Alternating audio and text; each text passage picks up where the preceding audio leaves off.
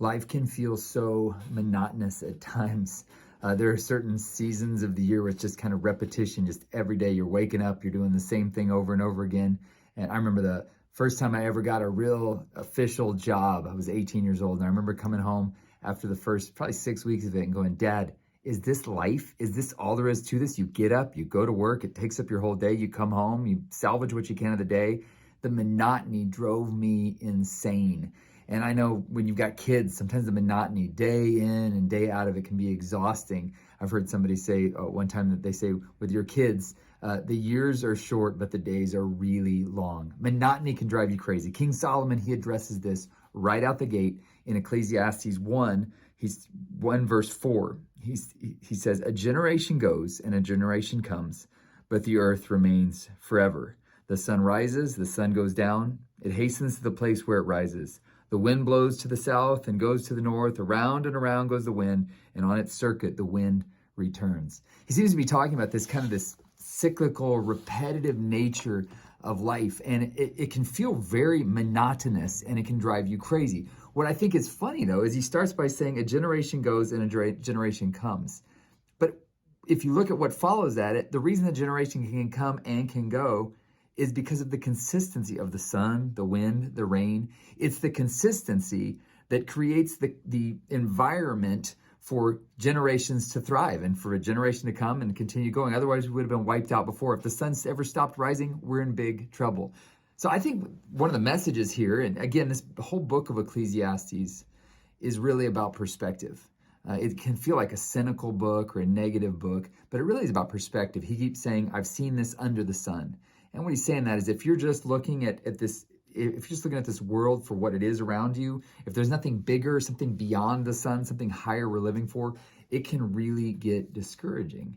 And I think this monotony element is something he's wanting to deal with here. He's saying, what he's really saying is this generation comes and generation goes, but that wouldn't happen if there wasn't consistency. So here's my question for you today.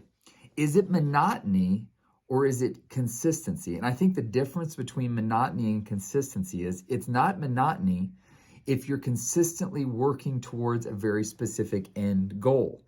If there's nothing in mind that you're doing, you're just kind of churning and working and toiling away like he talks about. If there's no end goal in mind, it would be monotony. But the difference between monotony and really intentional purpose is this discipline.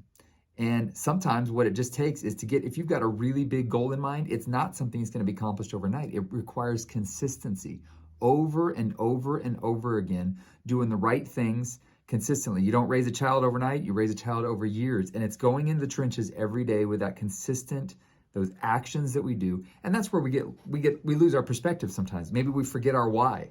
Like he opened up yesterday, we talked about in Ecclesiastes where he talks about, and he says, he's basically saying, if you don't know your why, you're going to be questioning, why am I toiling? So what are you aiming at? Because the difference between monotony and consistency is really, do you have an end goal in mind? And when you have an end goal in mind, it's a slow churn. There's no overnight successes.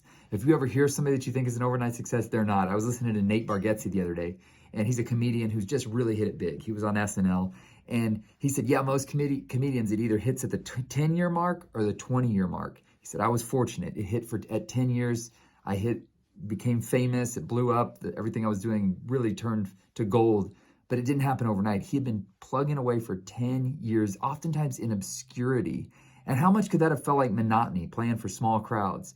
But he's hit it. He's got Netflix specials now. He's got Prime specials. But it all happened in that consistent thing over again. It reminds me of what Galatians 6:9, Paul says this. He says, so let's not grow weary in doing good, for at the right time we will reap a harvest if we don't give up.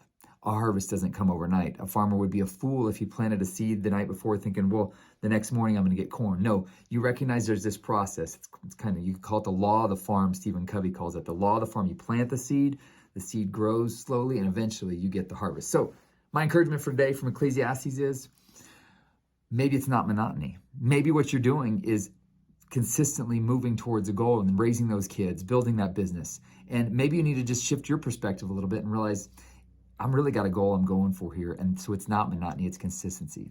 Hey, join me every day this month as we're going through the book of Ecclesiastes and you find hope in that book. Share this if you liked it.